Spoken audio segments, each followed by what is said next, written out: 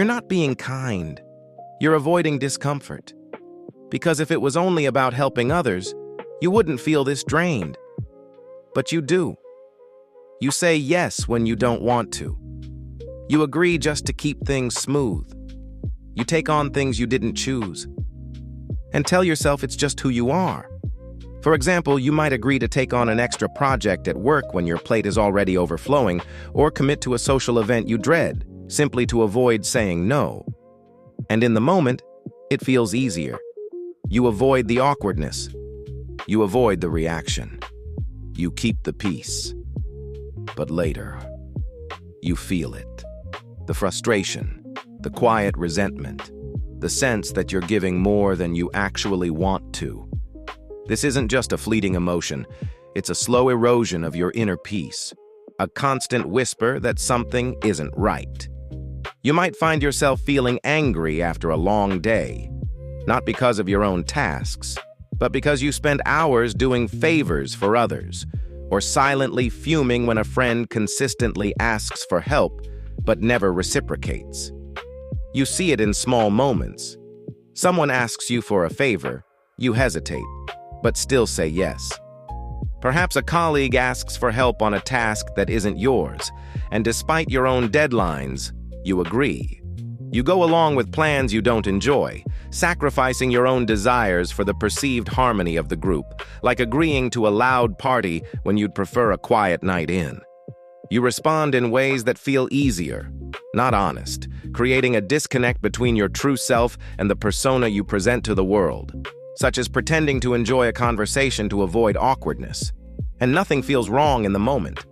The immediate relief of avoiding conflict can be powerful, almost addictive, but over time, it adds up. It accumulates into a heavy burden, a silent weight on your shoulders that you might not even consciously recognize. What's actually happening is this. You're not choosing what's right for you.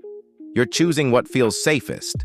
You're prioritizing external validation and the avoidance of perceived negative consequences over your own well-being and authenticity. Because saying no doesn't just feel like a decision, it feels like a risk. A risk of upsetting someone, a risk of changing the dynamic of a relationship, a risk of losing connection, or even worse, being seen as selfish or uncooperative. You might fear a friend will be angry if you decline their request, or worry a family member will think less of you if you assert your needs. So instead of setting a boundary, you protect the relationship, often at your own expense. Even when it costs you something vital, your energy, your time, your joy, your sense of self. Brené Brown once said, "Daring to set boundaries is about having the courage to love ourselves." And that's the shift. It's a profound reorientation from external pleasing to internal nurturing. Because people-pleasing isn't really about being kind. True kindness comes from a place of abundance, not depletion. It's about avoiding discomfort, avoiding conflict, avoiding rejection, avoiding disconnection. It's a defense mechanism, a way to navigate the world that ultimately leaves you feeling less connected to yourself. If this feels familiar, there are more videos like this in the Relationships and Identity playlist, exploring these complex dynamics and offering pathways to greater self-awareness.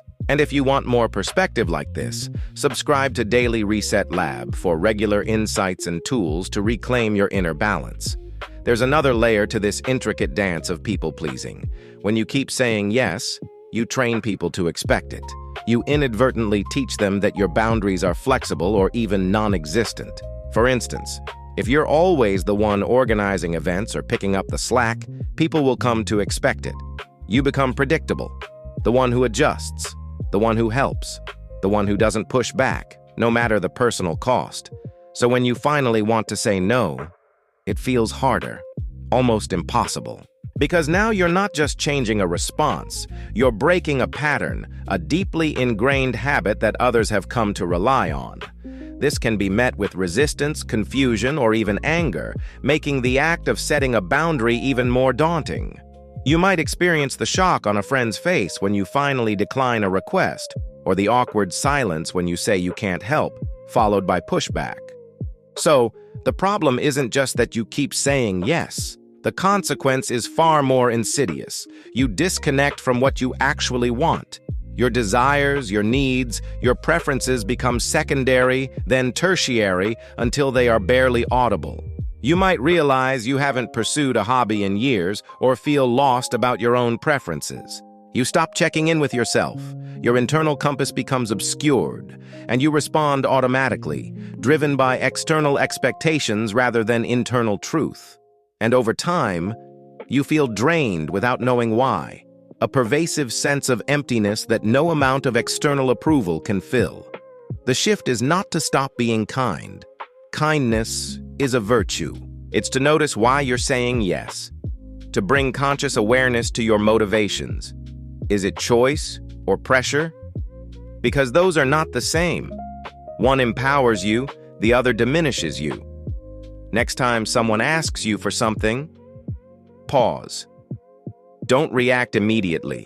Not to reject it immediately, but to create a space for self-reflection. But to notice your reaction.